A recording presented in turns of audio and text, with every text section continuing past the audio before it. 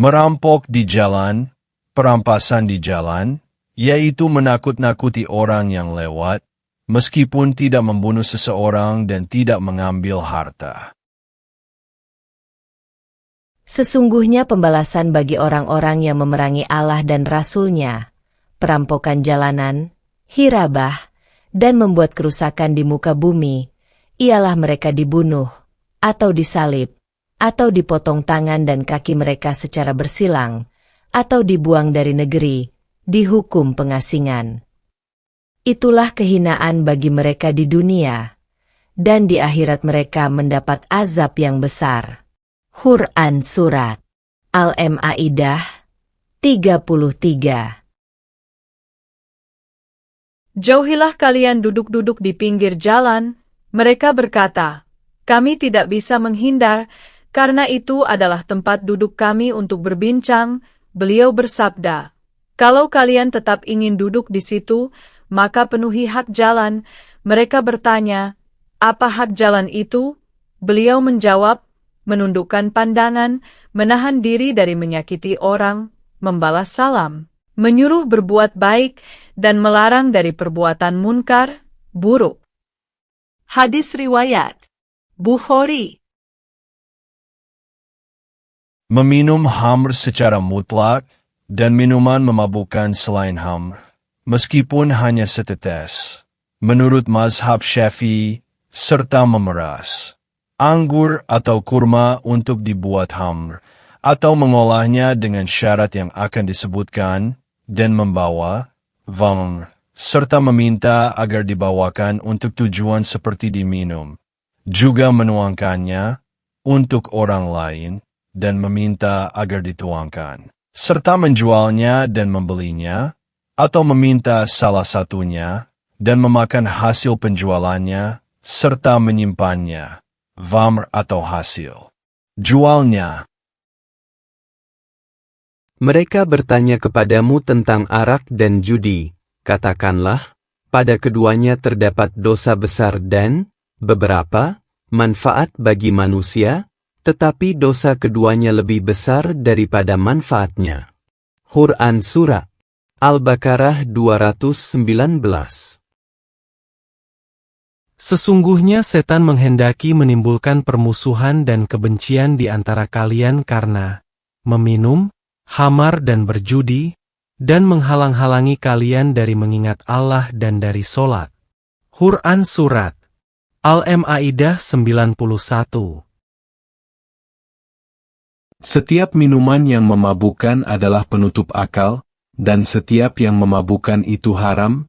Barang siapa meminum minuman memabukkan, maka syaratnya tidak diterima selama 40 pagi, 40 hari.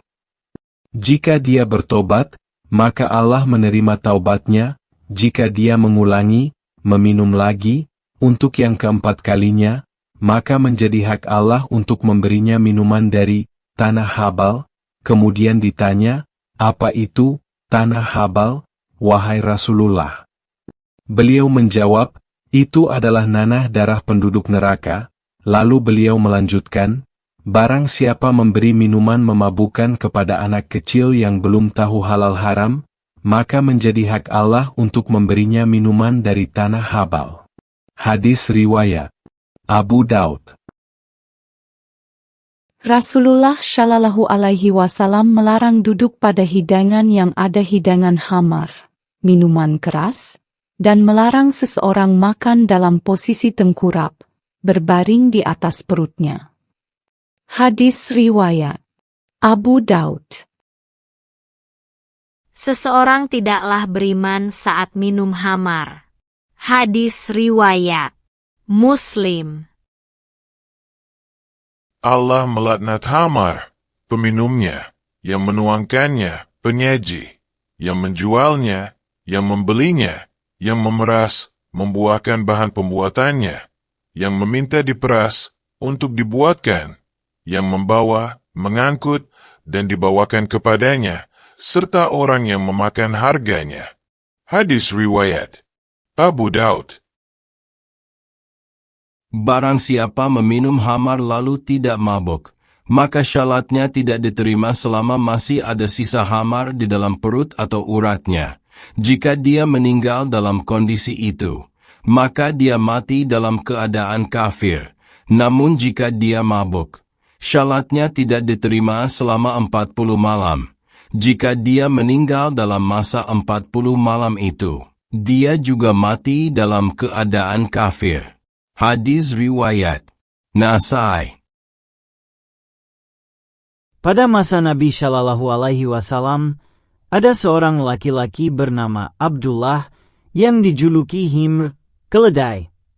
Ia biasa membuat Rasulullah Shallallahu Alaihi Wasallam tertawa. Nabi Shallallahu Alaihi Wasallam pernah menjatuhkan hukuman cambuk kepadanya karena meminum hamr, minuman keras. Suatu hari, ia kembali dibawa karena kesalahan yang sama. Lalu Nabi pun memerintahkan agar dia dicambuk.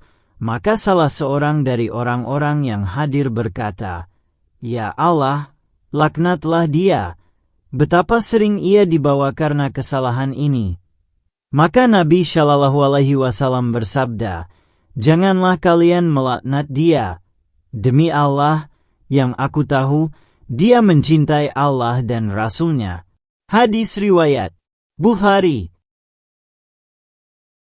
Menyerang seseorang yang terjaga kehormatannya, MAM, dengan maksud seperti membunuhnya, mengambil hartanya, menodai kehormatan kemaluannya, atau dengan tujuan untuk menerornya dan menakut-nakutinya.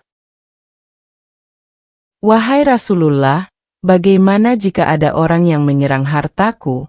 Nabi Shallallahu Alaihi Wasallam bersabda, "Peringatkanlah dia karena Allah." Nasihati dengan menyebut nama Allah. Orang itu bertanya lagi, "Jika mereka tidak mau, berhenti?" Nabi Shallallahu Alaihi Wasallam menjawab, "Peringatkan lagi karena Allah." Dia bertanya lagi, "Jika mereka tetap menolak?" Nabi Shallallahu Alaihi Wasallam bersabda, "Peringatkan lagi karena Allah." Lalu ia bertanya, "Jika mereka tetap tidak mau?" Nabi Shallallahu Alaihi Wasallam menjawab, "Maka lawanlah. Jika engkau terbunuh, maka engkau di surga, dan jika engkau membunuh, maka dia di neraka." Hai, Nasai.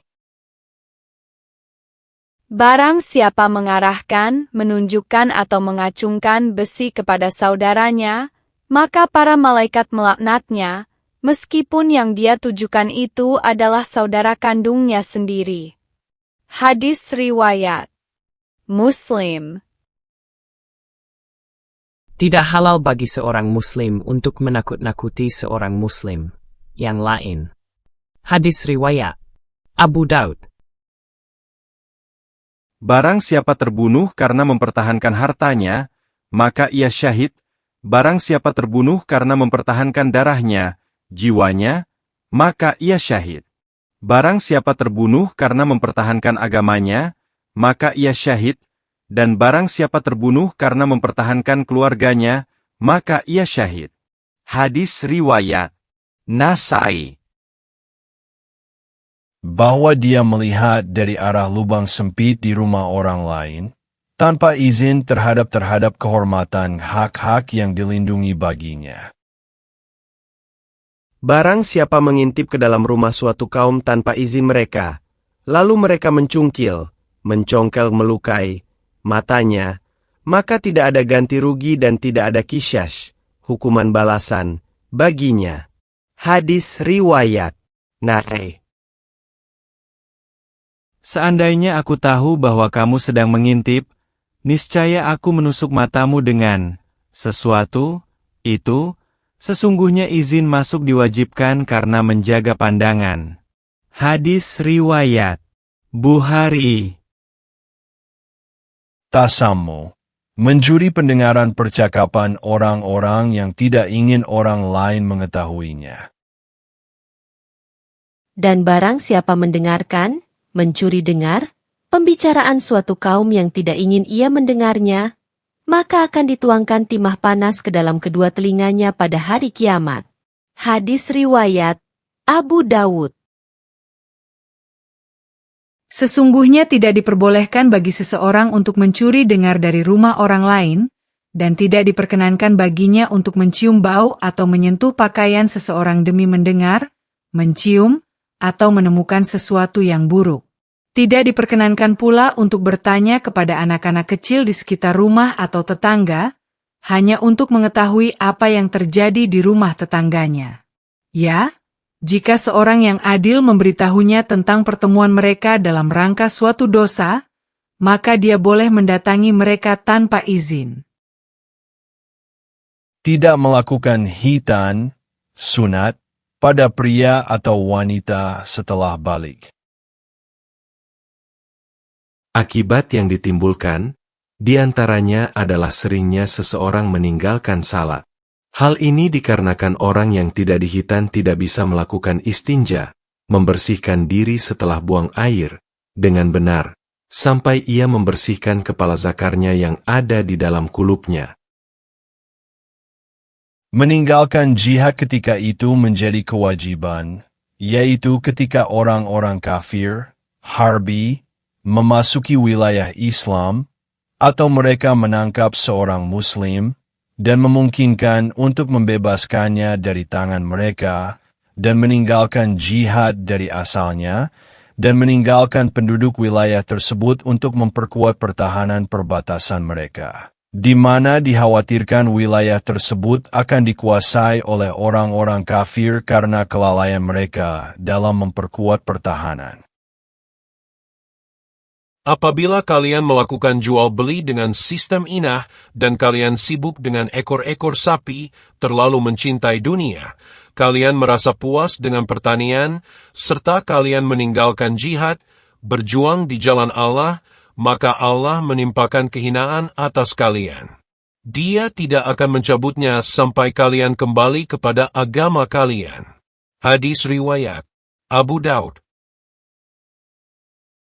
Inah adalah seseorang menjual barang kepada orang lain dengan harga tertentu secara kredit, utang, lalu membelinya kembali secara tunai dengan harga yang lebih murah, tujuannya agar pembeli mendapatkan uang tunai dalam bentuk selisih harga, tapi secara formal tampak seolah hanya dua transaksi jual-beli.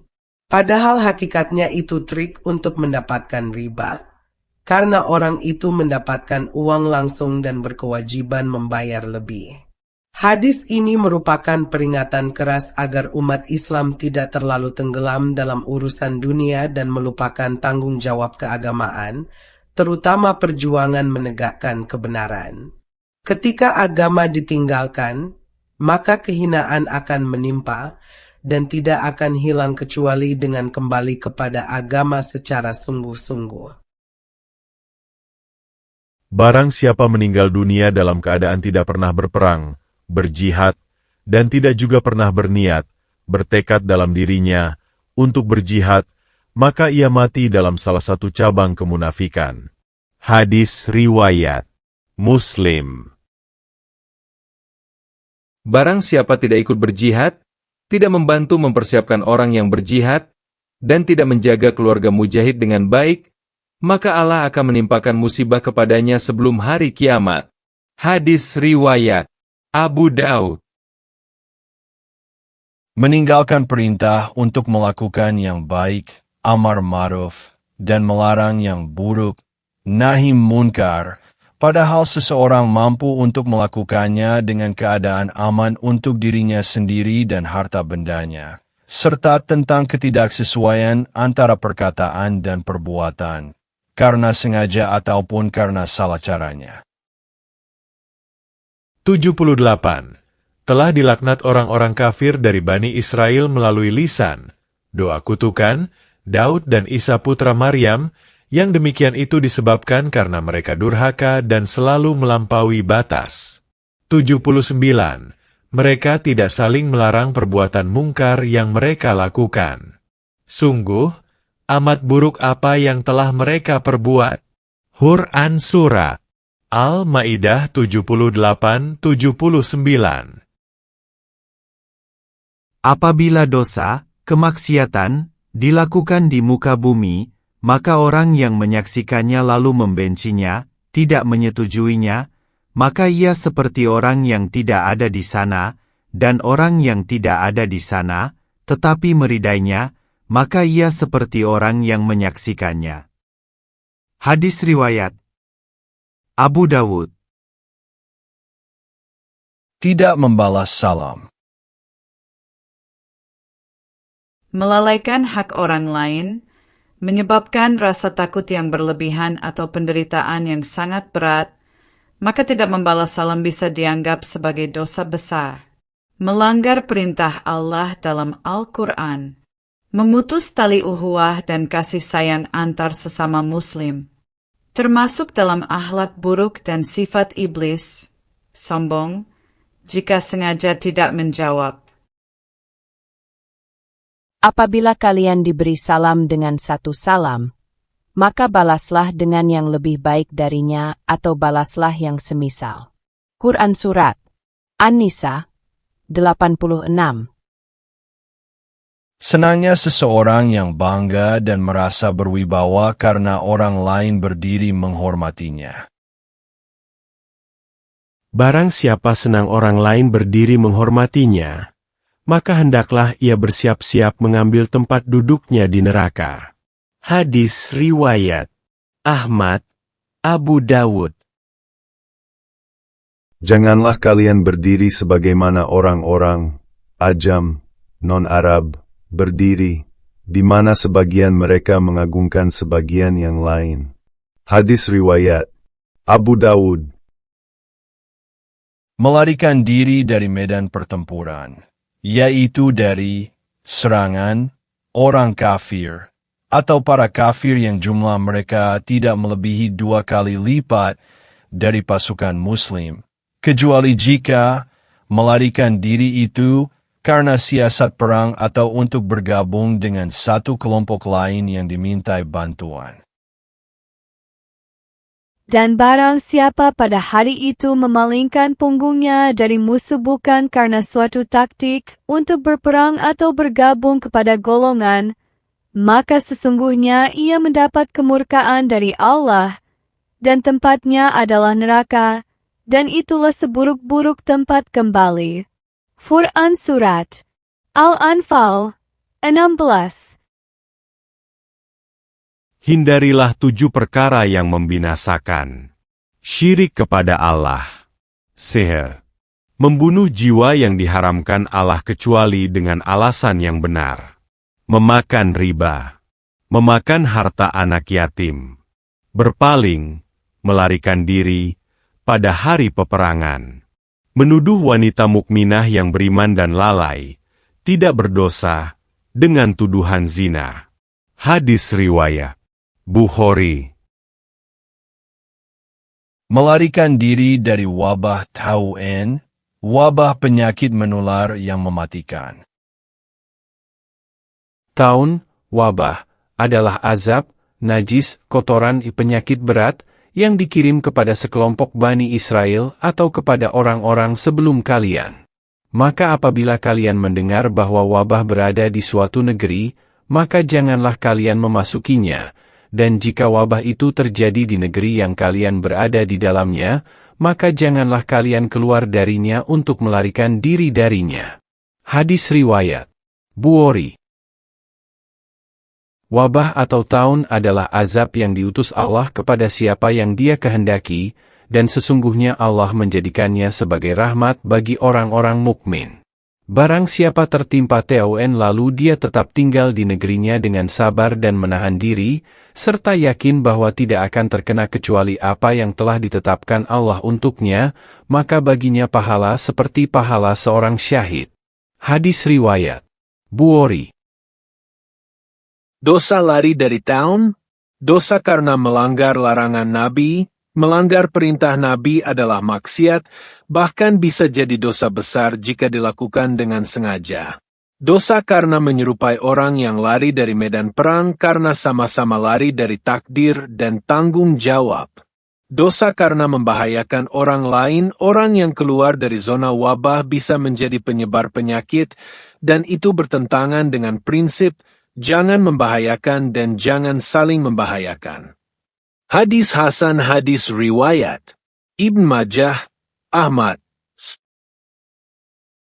Selanjutnya dosa 400-401.